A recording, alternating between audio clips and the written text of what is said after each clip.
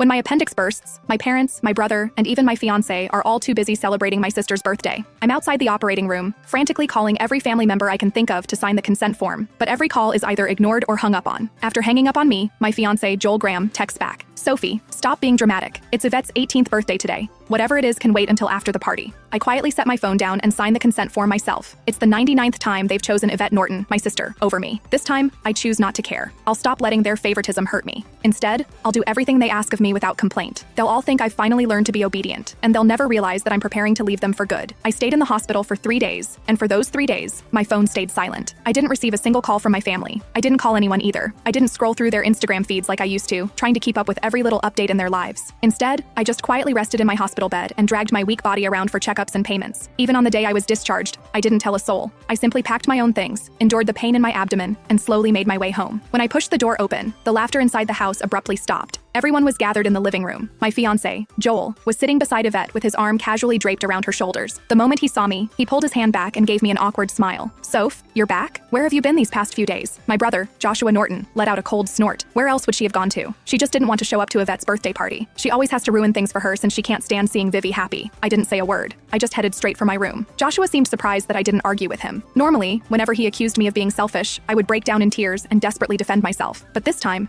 I'd kept quiet. My mom rushed over to me with a glass of juice. "Sophia, we were so busy with Vivi's birthday the other day that we missed your calls. Don't be mad at us, okay?" She placed a glass of mango juice in my hand. Although my heart had long since stopped expecting anything, it still ached faintly. I was allergic to mangoes, but Yvette loved them. There was always mango-flavored food and drinks in the house because of that. But no matter how many times I reminded them, no one ever remembered that I couldn't have mangoes. I handed the glass back to Mom and quietly stepped back. "I'm not mad. I'll just go to my room." Just as I turned around, a loud noise came from the living room. Dad abruptly stood up and slammed his hand on the table. He screamed, "Why have you been walking around with that sour face ever since you came in? Your mother already apologized and even gave you your favorite drink. What's with that attitude? It looks like we've spoiled you too much." My heart twisted, and even breathing hurt. Tears blurred my vision, but I still lifted the glass from Mom's hand and drank it all in one go. I then gently set the empty glass down and wiped away my tears. I calmly looked at Dad. "Yvette's the one who likes mangoes. I'm allergic to them, but it doesn't matter. I already drank it all. Can I go to my room now?" "Sophia, why didn't you say something earlier if you were allergic to it? Who told you to drink it? You're so stubborn." Mom panicked and quickly patted my back. Dad looked embarrassed, but he still harshly replied, "You could have just explained yourself. You've always had that unlikable attitude. You're nothing like Vivi. She knows how to communicate." Yvette's voice drifted over from the couch. "Dad, don't say that about Sophia. You'll make her sad." She sounded gentle, but the smugness in her eyes was impossible to hide. Yvette had always used my dullness to highlight her perfection. No matter what it was, she loved comparing herself to me. She would only be satisfied when she got to trample me. I should have felt hurt, but my heart only felt numb. Even when faced with such humiliation, I felt no emotions anymore. "I'm sorry," I said. "It won't happen again." The moment the words left my mouth, everyone in the room stared at me in shock. My obedience caught everyone off guard.